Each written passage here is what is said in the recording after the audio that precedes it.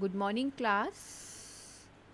आज की इस वीडियो में केमिकल काइनेटिक्स का लास्ट सेक्शन, जिसमें हम temperature dependence of the rate of reaction discuss करेंगे, क्योंकि इससे प्रीवियस वीडियो में हम लोगों ने डिस्कशन किया था कि कंसंट्रेशन डिपेंडेंस था जो कि रेट ऑफ रिएक्शन को डिफ़ाइन कर रहा था।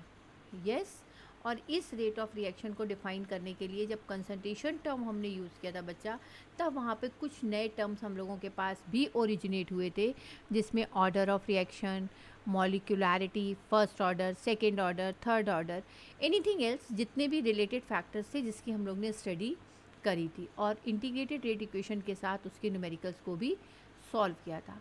आज की इस वीडियो में एक बहुत इम्पॉर्टेंट फैक्टर, जिसमें हमने रेट ऑफ रिएक्शन को टेम्परेचर के साथ कनेक्ट करके क्या इफ़ेक्ट आएगा, कितना इफ़ेक्ट आएगा, किन रिएक्शंस पे आएगा, इसको हम वन बाय वन डिस्कस करेंगे। और आज सिंपल एज दैट बेटा, कि जनरली जितनी भी रिएक्शंस को हम लोग डिस्कस करते हैं, उसमें अगर आप टॉपिक की स्टार्टिंग से देखिए तो हम लोगों ने निकाला था कि rate is equal to constant के into concentration of the reactant. Yes, it means कि जितने भी फैक्टर हमारे आएंगे उसमें रेट का रिलेशनशिप अगर हम रेट कांस्टेंट के साथ देख लें तो ये इसके डायरेक्टली प्रोपोर्शनल है। तो टेम्परेचर का भी जो डिपेंडेंस हमने मैथमेटिकली प्रूफ किया है या इस टॉपिक में एक्सप्लेन किया गया है, वो रेट के साथ डायरेक्टली नहीं किया गया है, वो रेट कांस्टेंट के साथ टेम्परेचर के डिपेंडेंस को मैथमेटिकली एक्सप्लेन करने के लिए जिस साइंटिस्ट ने अपनी इक्वेशंस को समझाया था, जिस थ्योरी के बेस पर हम इस टेम्परेचर डिपेंडेंस को एक्सप्लेन करते हैं, वो दो पॉइंट्स हैं जो हम इस वीडियो में डिस्कस करेंगे। वन इज़ कॉलेजन थ्योरी और दूसरी आएगी बेटा जिसे हम कहेंगे, जो कि मैथमेटिकल एक्सप्रेशन को शो करेगी, दैट इज़ आर्हीनियस इक्वेशन। और इस आर्हीनियस इक्वेशन में ही आपको बोर्ड में न्यूमेरिकल भी आएगा, और सिंपल एक नंबर के क्वेश्चंस के लिए आपको इससे एक सिंपल फॉर्मूला भी आपसे डिराइव करवाया जा सकता है, क्योंकि इसका derivation as well as numerical दोनों ही चीज़ें बहुत इम्पॉर्टेंट हैं। क्लियर? अब अगर हम एक कॉलेजन थ्योरी को एक्सप्लेन करना चाहें, समझना चाहें, तो फर्स्ट ऑफ ऑल हम किसी भी रिएक्शन के बारे में डिस्कस करते हैं। Reaction in the sense generally हम लोग किसकी बात कर रहे हैं? एलिमेंट्री रिएक्शंस की बात करते हैं। तो what is elementary reaction? Question यहीं से हमारा आज का शुरू हो जाएगा कि what is elementary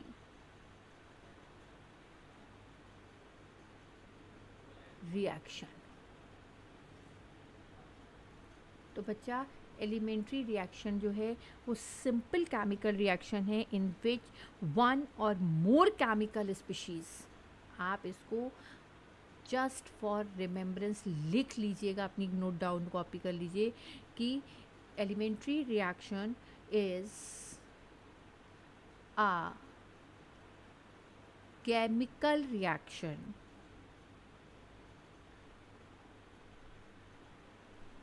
in which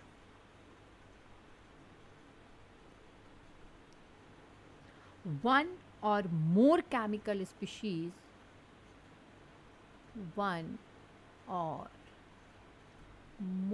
chemical species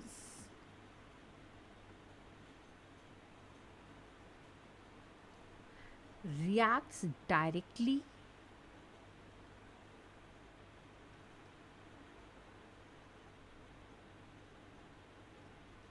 to form product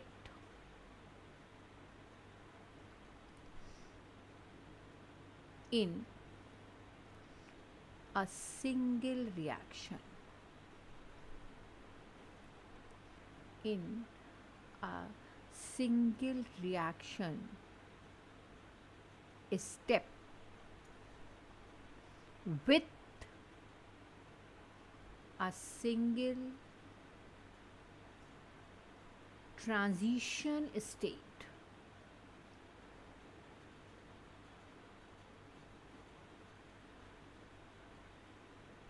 clear? यानी सारी की सारी बात इस एलिमेंट्री इक्वेशन को समझने की है। अब जैसे अगर हम एक सिंपल से एग्जांपल की बात कर लें बच्चा, कि एक इक्वेशन हमने लिखी जिसमें 2 moles of NO2 whenever combined with each other then it forms N2O4. How this reaction proceed? Oh, it's only a assumption. Mechanism is a path in which we only assume that कि ये reaction के criteria हुए होंगे, बीच में ये steps आए होंगे, तब हम फाइनली इस प्रोडक्ट की तरफ मूव कर गए। इसको अगर हम सिंबॉलिक रिप्रेजेंटेशन में देखें बेटा, तो ये मान लीजिए कि हमने नाइट्रोजन मान ली, क्लियर, ये एक ऑक्सीजन, ये एक ऑक्सीजन, इसी तरीके से 2 मोल्स लेने थे, एक नाइट्रोजन मैंने ये मानी और एक ऑक्सीजन ले ली, एक ऑक्सीजन ले ली, और अब ये दोनों आपस में रिएक्ट करके प्रोडक्ट बनाएंगे, या इसका क्राइटेरिया इस तरीके से एडजस्ट किया जाए कि ये आपस में कंबाइन करके और अच्छी तरीके से प्रोडक्ट को फॉर्म कर पाएँ। जब इन दोनों एक्सपेरिमेंटल डेटा को ऑब्ज़र्व किया गया तो this condition is more appropriate than this condition, यानी ये कंडीशन हमारी प्रोडक्ट की ईल्ड के लिए बहुत इम्प्लीमेटिंग फैक्टर नहीं थी as compare to second one. अब आप कह सकते हो कि मैम ऐसा इसलिए भी है क्योंकि इधर दोनों का सरफेस एरिया ज़्यादा हो रहा है, और जहाँ सरफेस एरिया ज़्यादा होता है वहाँ प्रोडक्ट हमेशा ईजली और बेस्ट ईल्ड के साथ गेन आउट होता है। क्लियर? इस एक पॉइंट को ही एक्सप्लेन करें अगर हम, तो बच्चा कि इसमें ड्यूरिंग द कोलिजन, जब ये आपस में कोलाइड करे, कोलिजन मीन्स हो गया आपस में ये टकराए, जब ये दोनों आपस में टकराए तो इनकी सरफेस ऑक्सीजन की ऑक्सीजन के साथ बॉन्डिंग नहीं बनी, जबकि नाइट्रोजन की नाइट्रोजन के साथ बॉन्डिंग आएंगे। Nitrogen is connected with oxygen. Is it clear? तो अगर आप पी ब्लॉक चैप्टर पढ़ के आए हैं या आगे की वीडियोस में मैं आपको और एक्सप्लेनेशन के साथ बताऊंगी कि जब हम लुईस स्ट्रॉट स्ट्रक्चर के थ्रू किसी भी स्ट्रक्चर को शो करते हैं तो हमेशा हर एटम के ऑक्टेट को कंप्लीट किया जाता है, हर एटम का ऑक्टेट। अब अगर आप देखिए तो नाइट्रोजन में हम लोग बनाते हैं 5, ठीक, 1 2 3 4 5, और इधर भी हम बना देते हैं 5, 1 2 3 4 5। अब 5 हमारे पास है, हमें केवल ऑक्टेट चाहिए। यस, ऑक्टेट का मतलब कि ये वाले जो हमारे, अगर नाइट्रोजन के एटम को देखें तो 5 और 3 8, अगर मैं इन तीनों के बीच में शेयरिंग करा देती तो इसका भी ऑक्टेट कंप्लीट हो जाता, इसका भी ऑक्टेट कंप्लीट हो जाता। लेकिन ये जो 2 ऑक्सीजन आपस में कनेक्टेड होंगे 4, ये फिर कैसे होंगे? ये तो हमारे पास कहीं एक्सप्लेनेशन में नहीं आए, हवा में तो लटकेंगे नहीं। तो यहाँ पर ऑक्सीजन हमेशा, क्योंकि ऑक्सीजन के आउटर मोस्ट ऑर्बिट में होते हैं बच्चा 6 electrons, and they want 2 electrons to complete their octet. जब किसी भी एटम का इट्स सेल्फ ऑक्टेट कंप्लीट हो जाता है then it can not take part in a sharing, it always donate. तो अब जब आप इसका स्ट्रक्चर बनाओगे तो डोनेशन के लिए क्लास 11 में केमिकल बॉन्डिंग पड़ी थी, तो ये 2 इलेक्ट्रॉन इसको डोनेट कर सकता था, और 8 हैं तो 2 यहाँ वाले भी लेकर के इसको हम डोनेट कर सकते थे। तब हमारा स्ट्रक्चर 4 कोऑर्डिनेट बॉन्ड और बीच में कोवेलेंट बॉन्ड के थ्रू एक्सप्लेन किया जाएगा। ये जब आप अभी केमिकल बॉन्डिंग पढ़ेंगे फिर से आपको इसको डिटेल में बता दूंगी। तो मेरा कहने का मतलब ये है कि जब सरफेस एरिया ज़्यादा हुआ तब बॉन्ड्स जो हैं वो आपस में कोलिजन के कारण प्रोडक्ट की ईल्ड में कन्वर्ट हो जाएंगे। Is it clear? So the during collision the bonds of reacting molecules will break and for the products molecules the bond will be formed. पुराने bonds break and new will be formed. This collision theory में effective collision, what do you mean by effective collision?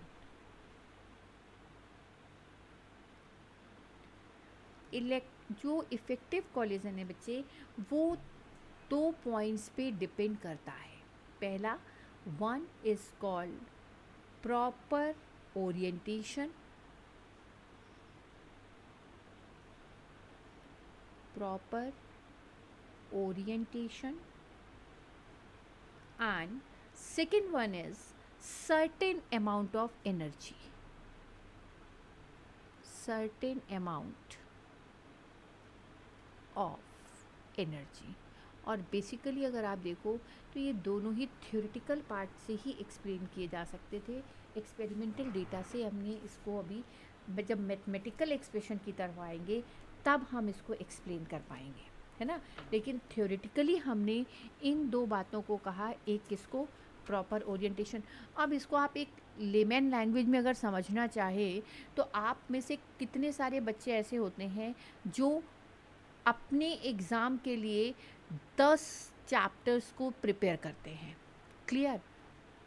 ये collision theory का एक बहुत simple example है बच्चा, कि अगर हमने 10 चैप्टर्स को रेडी किया तो 10 चैप्टर्स में से जब हमारे पास क्वेश्चन पेपर में 10 क्वेश्चंस आए तो क्या हम 10 के 10 एप्रोप्रिएट आंसर के साथ उसको प्रूफ कर पाए? कभी भी नहीं। बिकॉज इसमें से कुछ ऐसे पॉइंट्स हैं जो हमारे सबकॉन्शियस माइंड में थे, लेकिन जब हम उसको कॉपी पे नोट आउट करने लग गए तो नो यील्ड इज फॉर्म्ड। तो that factor which can not be shown on the notebook are called non effective collision. हमें क्या पता कि आपने पढ़ा था, हम तो तभी एनालिसिस करते जब आप उसका आंसर कॉपी पे लिखते। सेम ऐसे ही जब कई सारे रिएक्टिंग मॉलिक्यूल्स आपस में कोलाइड करेंगे तो only effective collision makes the product. जो कॉलिजन नल हो जाएगा, जो कॉलिजन कैंसिल हो जाएगा, वो कभी भी प्रोडक्ट में कन्वर्ट नहीं होगा। Is it clear? अब देखिए, इस कॉलिजन को करने के लिए हमने दूसरा एक इम्पॉर्टेंट पॉइंट डिस्कस किया, certain amount of energy. Obvious सी बात है कि जब हम पढ़ाई करते हैं तब भी तो हमें कुछ एनर्जी को यूज़ करते हैं।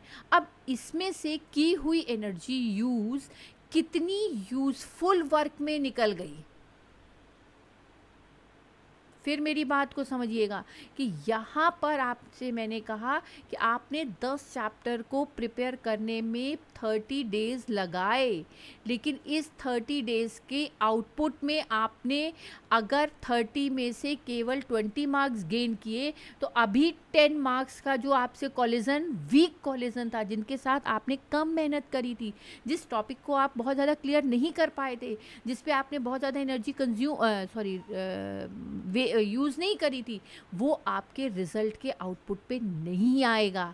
और यही कारण है कि जब भी हम केमिकल रिएक्शन प्रोसीड कराते हैं तो हम कहते हैं कि प्रोडक्ट में स्टाइकोमेट्रिक मे और मे नॉट बी। याद करिए ऑर्डर ऑफ रिएक्शन, कि इसीलिए ऑर्डर ऑफ रिएक्शन हमेशा रेट लॉ एक्सप्रेशन से मेज़र किया जाता है, कभी भी देखने से experiment theoretically order of reaction measure नहीं किया जाता। तो बच्चे, जब हमने यहाँ पर ये सर्टेन अमाउंट ऑफ एनर्जी की बात करी तो इस टॉपिक में इस सर्टेन अमाउंट ऑफ एनर्जी को एक्सप्लेन करने के लिए फिर हमने दो बातें कहीं। एक आती है जिसे हम कहते हैं एक्टिवेशन एनर्जी, और दूसरी आएगी जिसे हम कहेंगे थ्रेशोल्ड एनर्जी।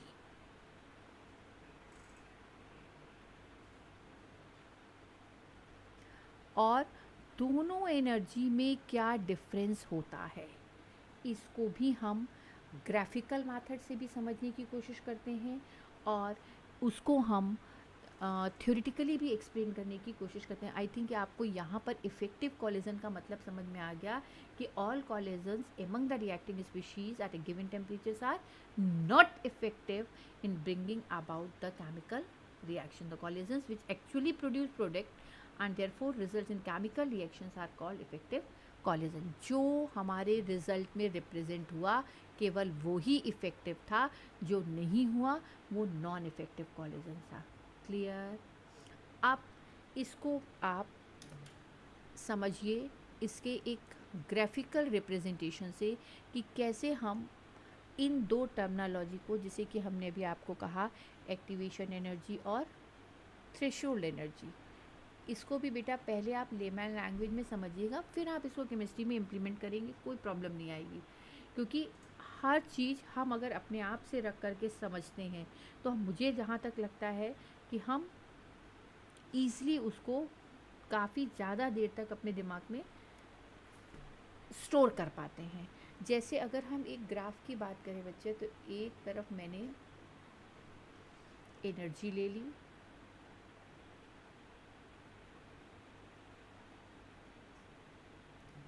और दूसरी तरफ प्रोग्रेस ऑफ द रिएक्शन, यानी कितना वो प्रोडक्ट में चेंज होता चला जा रहा है, उसकी बात करेंगे। ठीक, तो प्रोग्रेस ऑफ रिएक्शन की बात करेंगे। क्लियर? मान लीजिए हमने रिएक्शन स्टार्ट किया, तो जब रिएक्टेंट था, जब अभी रिएक्शन स्टार्ट नहीं हुआ, तब ये रिएक्शन में रिएक्टेंट कुछ अमाउंट ऑफ एनर्जी को लेगा और लेने के बाद आपस में कोलॉइड करेगा। कोलॉइड करने के बाद एक मिनिमम एनर्जी तक जाएगा and then it convert into the product. Clear? फिर से इस ग्राफ में ये जो थोड़ा सा बनाने में बच्चा एकदम स्ट्रेट आइए और ग्राफ ऐसे दिखाइए, मतलब कहीं भी हमें वेव्स नहीं दिखानी है, बिकॉज वेव्स की कोई बात नहीं है, क्योंकि यहाँ पर ये थे रिएक्टेंट जो कुछ एक मिनिमम अमाउंट की एनर्जी को लेंगे और इस एनर्जी को, इस एक पीक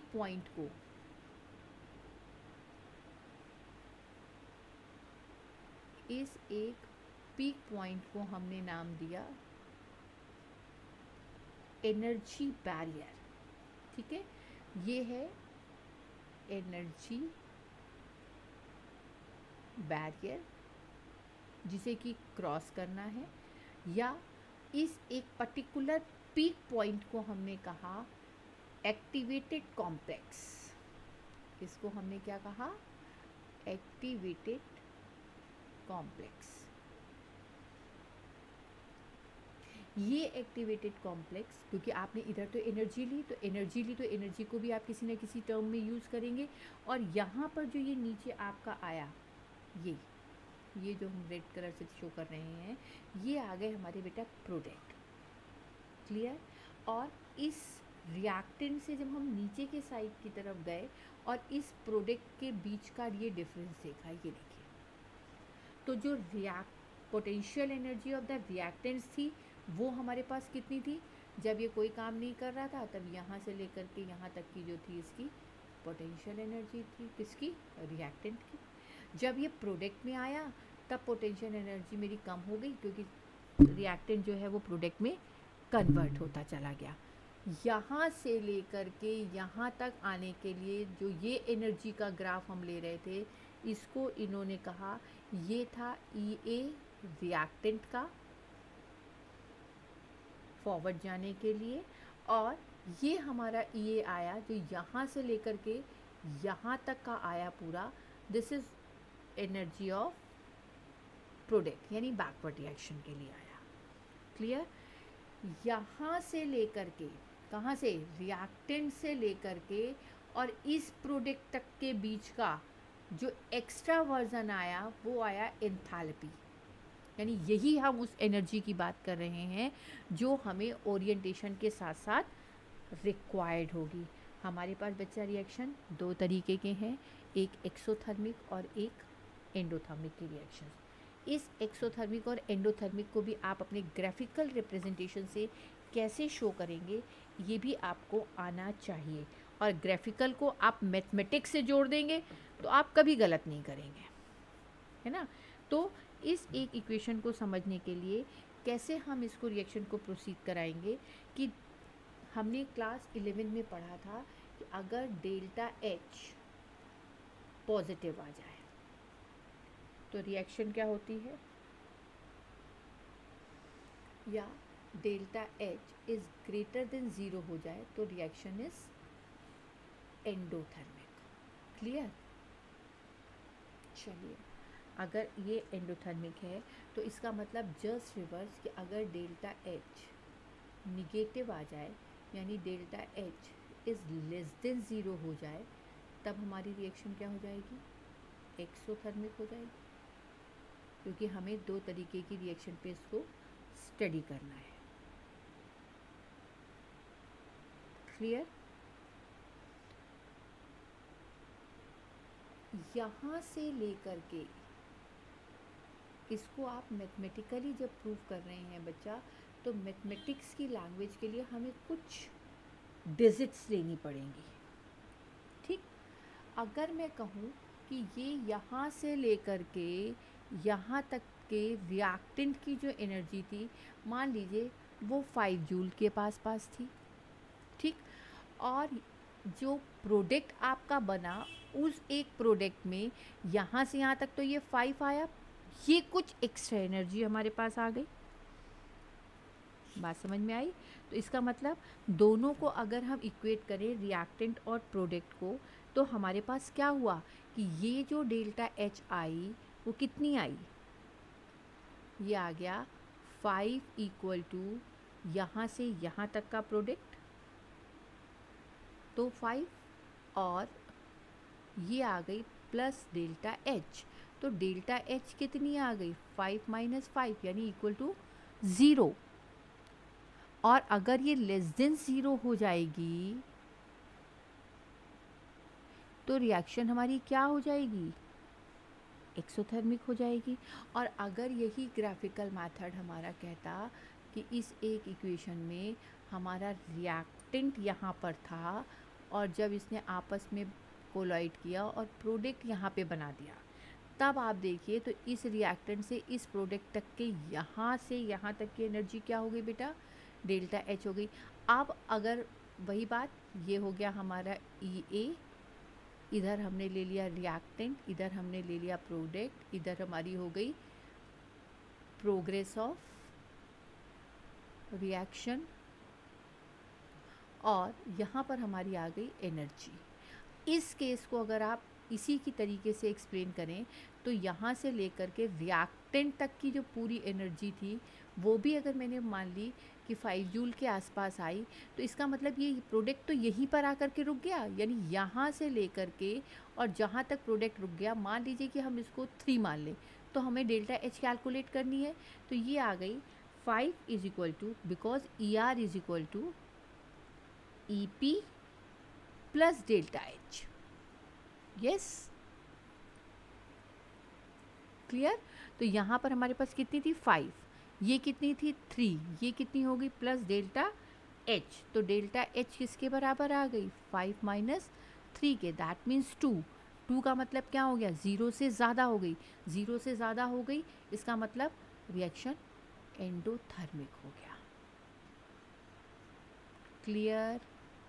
तो हम एक्सोथर्मिक का ग्राफ कैसे एक्सप्लेन कर सकते हैं, एंडोथर्मिक का कैसे कर सकते हैं, ये मैंने आपको केवल एक मैथमेटिकल डेटा एक्सपेरिमेंट के लिए, ऑब्जर्वेशन के लिए आपको एक्सप्लेन किया है। आप सीधे याद कर सकते हैं तो आप इसको सीधे भी एक्सप्लेन कर सकते हैं। हाँ, जो मैं लेमैन लैंग्वेज की बात कर रही थी वो ये कह रही थी कि एक रिएक्टेंट, यानी आप क्लास के 10 बच्चे पढ़ाई कर रहे हैं, 10 में से आपने जो है इस एक्टिवेशन एनर्जी जो स्कूल वाले पास करने के लिए मान लीजिए आपको 50% का एक टास्क देते हैं कि जिन बच्चों के 50% आएंगे वो नेक्स्ट क्लास में जाएंगे और बाकी सारे के सारे बैक हो जाएंगे। तो यहाँ पर वही थ्योरी इम्प्लीमेंट हो गई कि जो इफ़ेक्टिव कोलिजन जिनका 50% के आसपास का होगा वो प्रोडक्ट की ईल्ड में कन्वर्ट होंगे, जिसका नहीं होगा वो नहीं हो पाएंगे। Is it clear? तो चाहे आप उसको रिएक्टेंट के टर्म में, अपने दिमाग में, अपने नंबर ऑफ़ स्टूडेंट, अपने सिलेबस के अकॉर्डिंगली, आज यू विश, कुछ भी करके हमें इसको दिमाग में रखना हमारे लिए बहुत ज़रूरी है। यहाँ तक सब बच्चों के समझ में आ गया? किसी को कोई दिक्कत? हाँ, 2 वर्ड आई, एक आई एक्टिवेशन एनर्जी, यानी एक्टिवेट करने के लिए रिक्वायरमेंट। किसको एक्टिवेट कर रहा है? रिएक्टेंट को एक्टिवेट कर रहा है। किस लिए एक्टिवेट कर रहा है? प्रोडक्ट पे कन्वर्ट करने के लिए। तो जब ये रिएक्टेंट को प्रोडक्ट में कन्वर्ट करेगा तो जितना इसका पोटेंशियल एनर्जी है वो रिड्यूस होगा और वो काइनेटिक एनर्जी में कन्वर्ट होता चला जाएगा। Is it clear? तो इसका मतलब जो टर्म हम आपसे कह रहे थे वो दो टर्म थे, one is called threshold energy और दूसरी हम आपसे कह रहे थे एक्टिवेशन एनर्जी।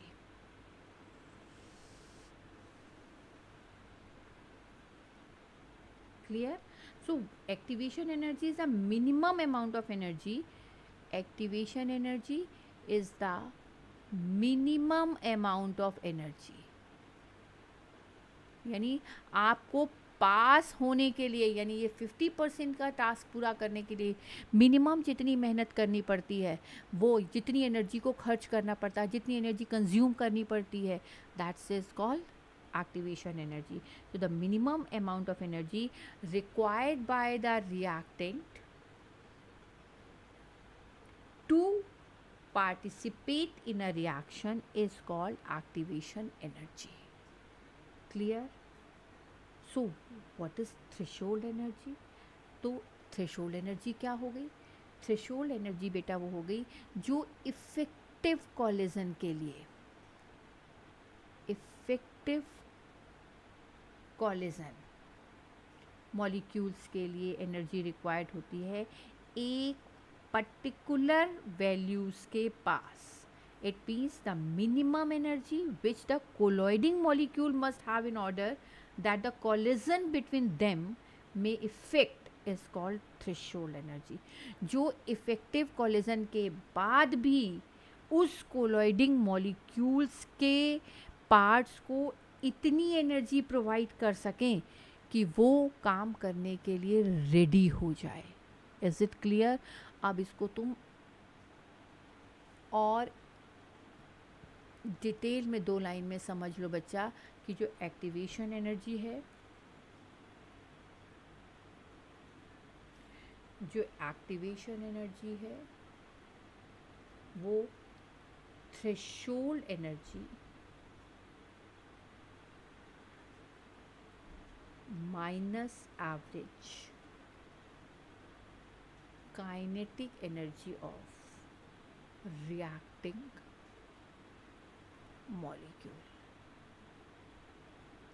ये एक्टिवेशन एनर्जी, इसको आप और इजीली कर लीजिए EA, क्योंकि न्यूमेरिकल में बार बार अब ये EA करके आएगा। तो एक्टिवेशन एनर्जी जो होगी वो हमेशा थ्रेशोल्ड एनर्जी जो उस रिएक्टिंग मॉलिक्यूल्स के कोलॉइडिंग पार्टिकल्स को इफ़ेक्टिव बनाने के लिए रिक्वायर्ड थी। आई बस समझ में, जिसमें से हमने काइनेटिक एनर्जी को कंसीडर नहीं किया, हमने उस बच्चे की केवल उस टाइम लिमिट को काउंट किया जिसमें उसने पढ़ाई करी, उस मिनिमम टाइम को हमने करा, हमने यहाँ पर उसकी कैपेसिटी को नहीं किया। जबकि एक्टिवेशन एनर्जी में, जबकि थ्रेशोल्ड एनर्जी कैपेबल बच्चों के लिए यूटिलाइज की गई मिनिमम टाइम रिक्वायरमेंट। इसको आप ऐसे याद कर लीजिए कि जब रिएक्टिंग मॉलिक्यूल के कोलॉइडिंग प्रॉपर्टी प्रेजेंट होने के बाद जितनी मिनिमम एनर्जी रिक्वायर्ड थी वो थी थ्रेशोल्ड, लेकिन जब बच्चे के पास उतनी कैपेबिलिटी नहीं थी, लेकिन उसने अपनी एक कहते हैं ना, एक हम लोग क्लास में कहते हैं कि he is a hard worker, ये एक बहुत मेहनती बच्चा है, that means it's not a super talented, but एक बच्चा ऑलरेडी सुपर टैलेंटेड है जो कम समय में भी अपने आप को पढ़ करके पास कर लेता है। बस यही 2 डिफरेंस है इस एक्टिवेशन एनर्जी और इस थ्रेशोल्ड एनर्जी के बीच में। क्लियर हो गई बच्चा बात? तो यहाँ पर जब हमने इस एनर्जी या टाइप्स ऑफ एनर्जी को डिस्कस किया, और दूसरा पॉइंट हमने आपको वहाँ पे लिखा था बच्चा, ओरिएंटेशन फैक्टर।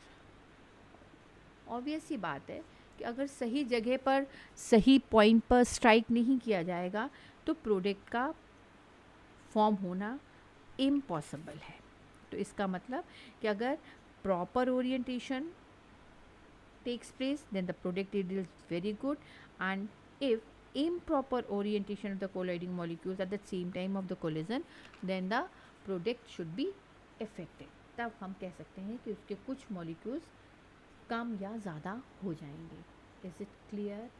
अब बच्चा इस ओरिएंटेशन और इसके बाद जब हम इसके मैथमेटिकली रिलेशनशिप पर आए, किसके, रेट कांस्टेंट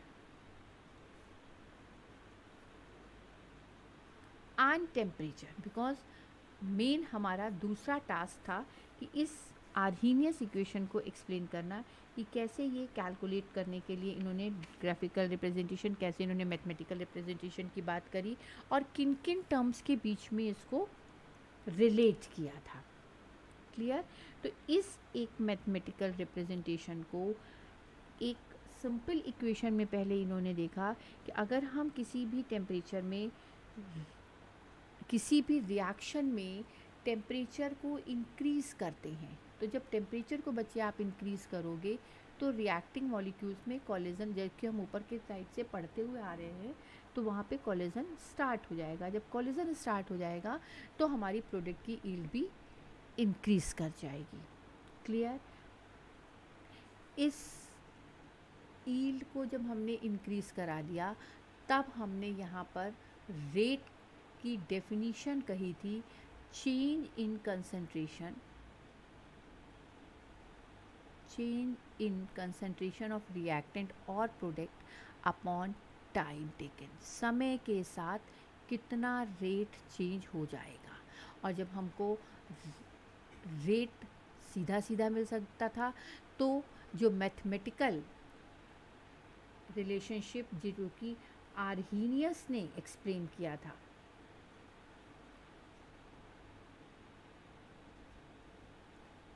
जो आर्हीनियस ने एक्सप्लेन किया था, ये डच साइंटिस्ट थे जिन्होंने वॉन्ट ऑफ साइंटिस्ट के साथ मिल करके अपने इस एक थ्योरेटिकल फॉर्म को आप लोगों के लिए एक्सप्लेन किया कि वो इक्वेशन थी बच्चा k is equal to A E minus E A by R T. यहाँ पर ये a एक एक्सपोनेंशियल फैक्टर था, एक एक्सपोनेंशियल फैक्टर था। ई ए एक्टिवेशन एनर्जी थी,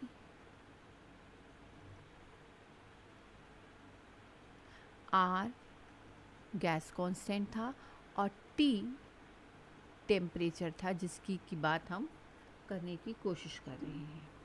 ठीक है। इस एक फैक्टर से इन्होंने देखा कि यहाँ पर जो एक्सपोनेंशियल फैक्टर ए कांस्टेंट है, किसी भी रिएक्टेंट के जब मॉलिक्यूल्स आपस में कोलाइड करेंगे तो एक पर्टिकुलर एक्टिवेशन एनर्जी के लिए एनर्जी बैरियर भी कांस्टेंट होता है, यानी ई ए भी कांस्टेंट हो गया। लॉग बेस ई की बात करी, आर इज़ ऑल्सो कांस्टेंट। इसका मतलब हमारा सारा डिपेंडेंसी के की किस पर आ गई, टेम्परेचर पर आ गई। और जब टेम्परेचर पर आई तब हमने इस इक्वेशन को सिंप्लीफाई करते हुए अपने फॉर्मूले को गेन आउट किया कि जो हम फ्रैक्शन, जो हम अभी एक बात करके आ रहे थे कि फ्रैक्शन ऑफ एनर्जी, क्योंकि सारे के सारे कॉलिजन इफ़ेक्टिव नहीं थे, तो जो कॉलिजन इफ़ेक्टिव होते हैं वो इस फ्रैक्शन ऑफ एनर्जी को इस फॉर्मूले में ई ए बाय आर टी से रिजेंबल किया गया था, यानी ई minus E A by R T कहा गया था। क्लियर। और जो हम ओरिएंटेशन की बात वहाँ पर करके आ रहे हैं, उस ओरिएंटेशन को इस फॉर्मूले में प्री एक्सपोनेंशियल फैक्टर ए से रिप्रेजेंट किया गया है, या इस ए को ही हम फ्रीक्वेंसी फैक्टर भी कहेंगे। यहाँ तक बात समझ में आ गया। तो अब इस फैक्टर के बेस पर जो इनका एक फॉर्मूला आया था k is equal to A E minus E A by R T, जिसको हम बार बार कह रहे हैं कि ये एक मैथमेटिकली रिलेशनशिप है जो रेट कांस्टेंट और टेम्परेचर के बीच में दिया गया था। और जब हम इसकी हेल्प से रेट कांस्टेंट को कैलकुलेट करते हैं और अगर रेट कांस्टेंट इंक्रीज़ हो जाएगा तो ऑब्वियस सी बात है कि rate is also related to the rate constant. So when the rate constant is increased, then rate is also increased. एक सिंपल फैक्टर में उन्होंने कहा कि अगर हम केवल 10 डिग्री राइज इन टेम्परेचर करते हैं, 10 डिग्री राइज इन टेम्परेचर, तब हमारा कुछ रिएक्शंस के लिए, not for all the reaction but हाँ, fraction of reactions always rate is almost double. ये जो 10 डिग्री राइज इन टेम्परेचर की बात में उन्होंने रेट को डबल होने की बात करी, इस एक फैक्टर को एक्सप्लेन करने के लिए फिर एक नई टर्मिनोलॉजी दी गई थी जिसे हम कहेंगे टेम्परेचर कोफिशिएंट, जहाँ पर 10 डिग्री के डिफरेंस में हुए रेशियो फैक्टर को हम एक्सप्लेन करते हैं. कैसे करते हैं बेटा, इसको भी आप देख लीजिए कि अगर एक हमने 25 डिग्री, क्योंकि जनरली हम लोग जो रूम टेम्परेचर पे जितना भी कैलकुलेशन कर रहे हैं वो बेसिकली 25 डिग्री पर ही करते हैं, ठीक है. तो उसने कहा कि जो हम टेम्परेचर कोफिशिएंट की बात करें, टेम्परेचर कोफिशिएंट, ये क्या कहता है, 10 degree rise in temperature the rate constant is nearly double. तो इसका मतलब अगर मेरा पहला टेम्परेचर T था और फिर हमने उसमें 10 डिग्री बढ़ा दिया, ठीक है, तो जो रेट आया वो मान लीजिए ऑलमोस्ट डबल आया. तो यहाँ पर जो भी टेम्परेचर आपको न्यूमेरिकल वैल्यू में दिया जाएगा आप उसके अकॉर्डिंगली कैलकुलेट करेंगे.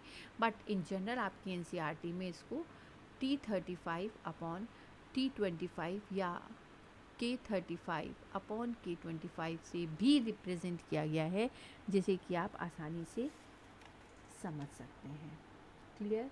अब हम आर्हेनियस इक्वेशन के डेरिवेशन की बात करते हैं कि कैसे हम इस इक्वेशन को सिंपल फॉर्म में डेराइव कर सकते हैं. तो हमारी इक्वेशन थी बच्चा K is equal to A E minus EA by RT. और शायद मैंने आपको इलेक्ट्रोकेमिस्ट्री के क्वेश्चन में भी समझाया था कि जब हमारे पास इस तरीके की इक्वेशन एक फॉर्म में आएंगे तब हम इसको सिंप्लीफाई करने के लिए, चूँकि ये टेम्परेचर डिपेंडेंस की बात कर रहा है, ऑल फैक्टर्स आर कांस्टेंट, तो अब अगर हम मान लें कि इफ़ K1 कांस्टेंट पे टेम्परेचर T1 है, बाकी सब कुछ कॉमन, इसी तरीके से K2 कांस्टेंट पे टेम्परेचर T2 है, तो इस इक्वेशन को जब आप लिखोगे तो आपके पास इक्वेशन आ गई K1 is equal to A E minus EA by RT1. और इसी तरीके से जब आपने T2 के फॉर्म में लिखा तो K2 is equal to A E minus EA upon RT2. दो इक्वेशन बन गए. आप सब्सट्रैक्ट, मान लीजिए इसको इक्वेशन नंबर 1 मान लिया, इसको इक्वेशन नंबर 2 मान लिया, तो सब्सट्रैक्ट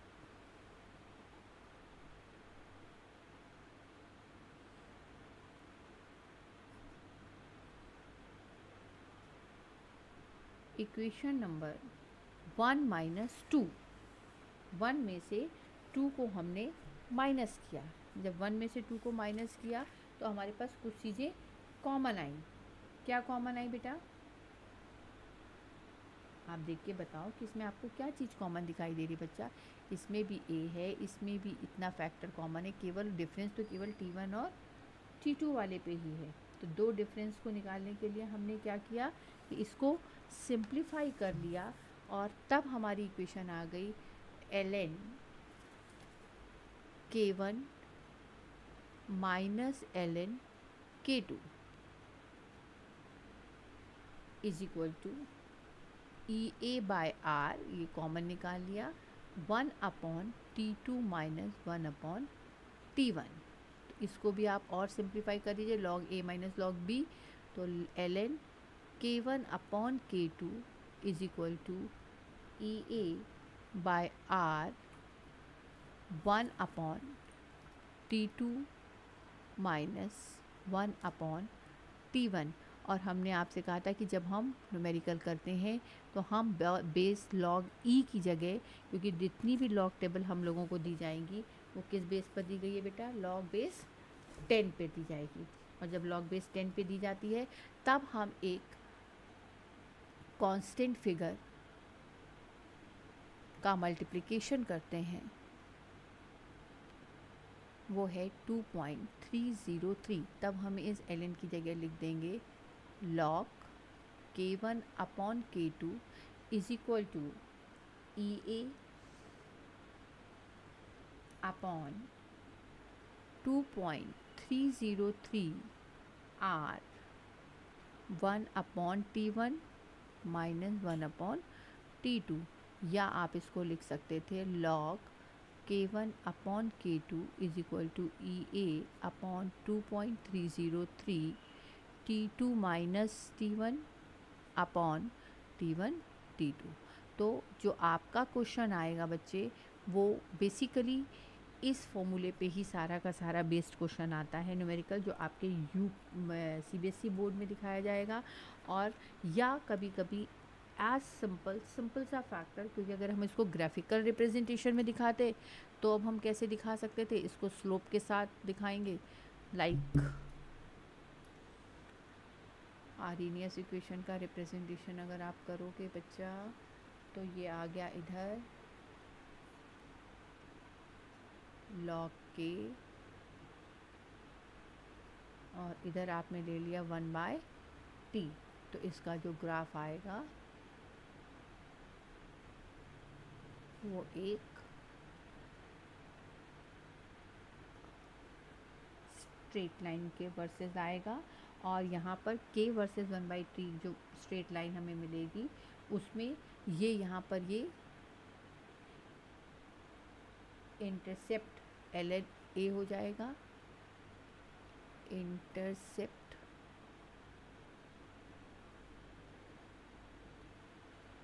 log a हो जाएगा, क्योंकि अगर आप सिंपल इक्वेशन को फॉर्म आउट करते तो आपका इक्वेशन था log k is equal to log a minus EA upon 2.303 RT। ये एक सिंपल इक्वेशन जो कि आपको लॉग टेबल आर्हीनियस इक्वेशन को लॉग में फॉर्म में खाली कन्वर्ट करते समय मिला था। वो तो मैंने 2 डिफरेंट टेम्परेचर का फॉर्मूला डिराइव किया था, लेकिन जब ग्राफ बनाओगे तो एक सिंपल टेम्परेचर T मान के ही करेंगे। तो जब T मान के करेंगे तो ये तो इंटरसेप्ट हो गया, ये एक्टिवेशन एनर्जी हो गई, ये सब कांस्टेंट हो गया, केवल 1/t के साथ उसका ग्राफ प्लॉट हो गया।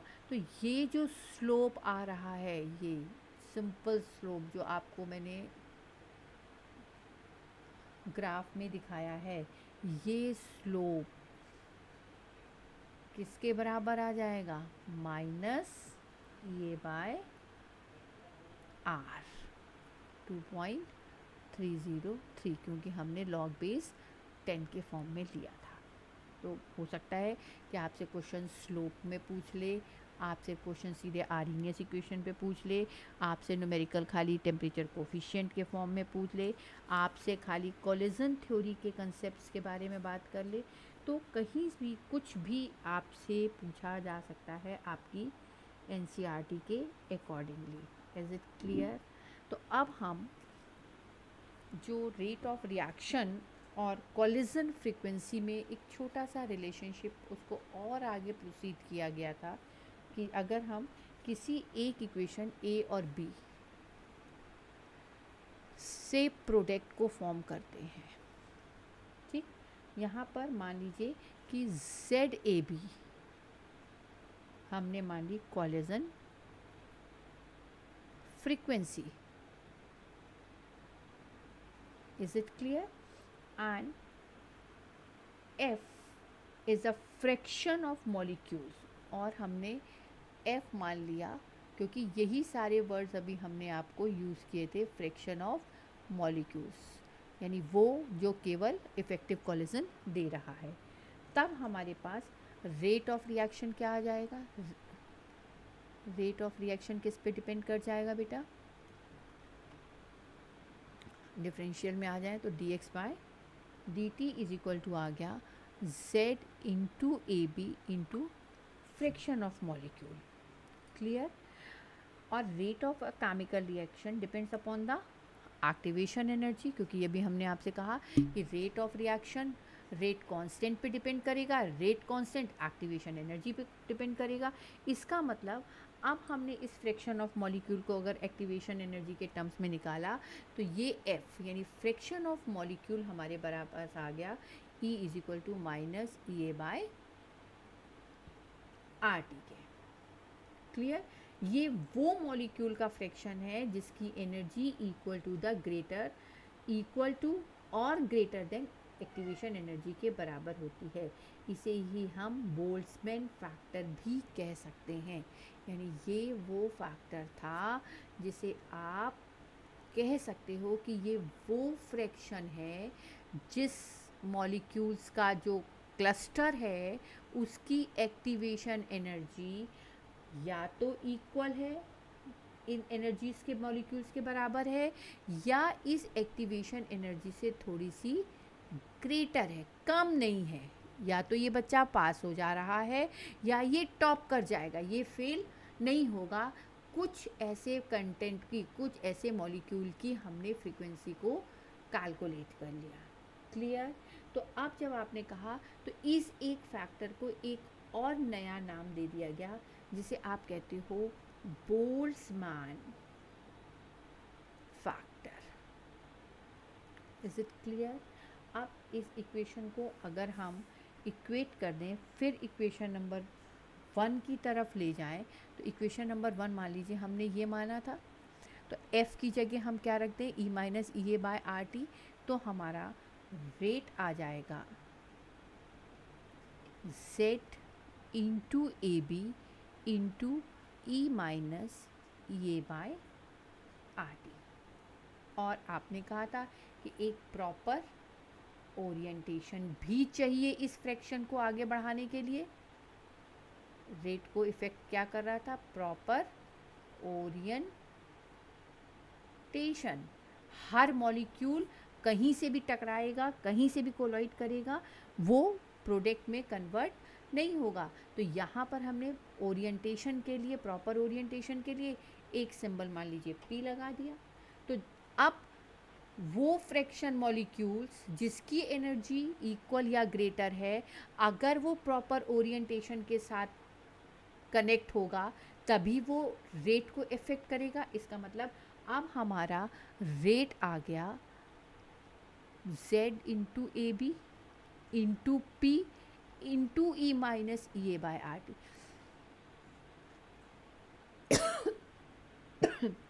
मतलब आप ये देखिए कि जो आर्हीनियस ने केवल एक मैथमेटिकली, एक थ्योरेटिकली बात करी थी, जब हम उसको एक्सपेरिमेंटली डेटा में काम कराते चले गए, जब हमने एक्चुअल फिगर की तरफ मूव किया, तो उसी इक्वेशन में थोड़ा बहुत मॉडिफिकेशंस होता चला गया। जहाँ पर जो ये एक ही बात आप कर रहे हो, जिसे कि हम प्री एक्सपोनेंशियल फैक्टर कह रहे थे, वो A इज इक्वल टू आ गया Z into AB into P।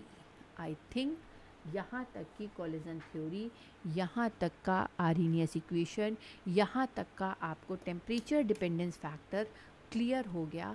अब आप इसका न्यूमेरिकल एक मैं आपको करके दिखा देती हूँ कि कैसे आप किसी भी इक्वेशन को पढ़ेंगे और कैसे किसी भी इक्वेशन को अप्रोच करके न्यूमेरिकल को करने की कोशिश करेंगे। क्लियर? तो मेरे साथ साथ आप भी एक न्यूमेरिकल की तरफ मूव कर जाइए। देखो बेटा, इसमें न्यूमेरिकल में कैलकुलेशन तो बड़े आएंगे ही आएंगे, ठीक है? तो इसके लिए तो आपको परेशान होना ही नहीं है कि हम कैसे करेंगे। यहाँ पर आपको कैलकुलेशन करने के लिए मेंटली प्रिपेयर रहना है, क्योंकि आपको लॉग टेबल हमने देखनी इसीलिए बताई थी कि यहाँ पे लॉग भी देखना पड़ेगा और एंटी लॉग भी देखना पड़ेगा। मान लीजिए कि एक क्वेश्चन है कि the rate of reaction triplizes when temperature changes from 20 degree Celsius to 50 degree. इसका मतलब न्यूमेरिकल में उसने आपसे कहा कि अगर टेम्परेचर T1 20 डिग्री है और T2 में चेंज हो रहा है 50 डिग्री में, ठीक है, तो rate of a reaction triplet यानी K1 अगर हमारे पास K था तो K2 हमारे पास 3K हो जा रहा है। Calculate the energy of activation, यानी हमें क्या कैलकुलेट करना है, ये कैलकुलेट करना है, जिसमें हमें आर की वैल्यू न्यूमेरिकल में गिवन है 8.314 जूल पर केल्विन पर मोल। क्लियर? तो हमारे पास सिंपल फॉर्मूला है आपके पास, log K1 upon log K2 upon K1 is equal to EA upon 2.303 into R T2 minus T1 upon T1 T2। Clear? I think मैंने पहले जब ओपन किया तो ये ऊपर मिस्टेक में वहाँ पर भी K2 अपॉन K1 है, K1 अपॉन K2 नहीं है। ठीक है, तो K2 अपॉन K1 यानी आपने रखा K2 की वैल्यू कितनी है, तो log 3K upon K equal to EA आपको कैलकुलेट करना है, यही फैक्टर आपको कैलकुलेट करना है 2.303 इंटू R की वैल्यू 8.314, T2 आपके पास कितना था 50, जिसको आप कैल्विन में चेंज करेंगे तो 50 प्लस 273 कितना आ गया 323 कैल्विन। और अगर आपने 20 वाले को कर दिया तो 20 प्लस 273 दैट मीन्स 293 कैल्विन। तो बस आपके पास आ गया 323 माइनस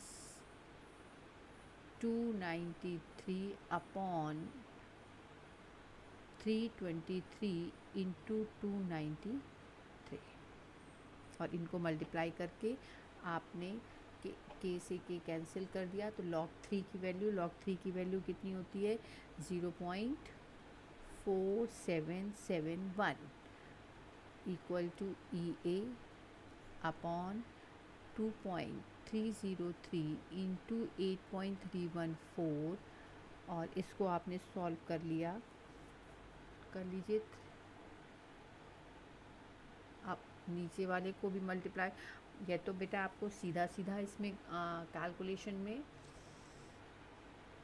30 अपॉन 2323 इंटू 293, अब आप ये कैलकुलेट कर लीजिए तो आपके पास आ गया 0.4771 into 2.303 into 8.314 into 323 into 293 upon 30। Clear? और जब आपने इसको कैलकुलेट करा तब आपकी वैल्यू आ गई 28811.8 जूल पर मोल, और अगर इसको आप किलो जूल में कर लेंगे तो 28.811 जूल पर मोल। आई थिंक आपको ये टेम्परेचर डिपेंडेंस की कंसेप्ट भी क्लियर हो गए होंगे, ताकि अब आप केमिकल काइनेटिक्स के बाकी जितने भी आपके बचे हुए न्यूमेरिकल हैं उसको प्रॉपरली अपनी कॉपी पे करिए। अगर आपके पास कोई डाउट आता है then you always most welcome कि आप मुझे टेक्स्ट बॉक्स में टेक्स्ट करके पूछ सकते हैं। ओके।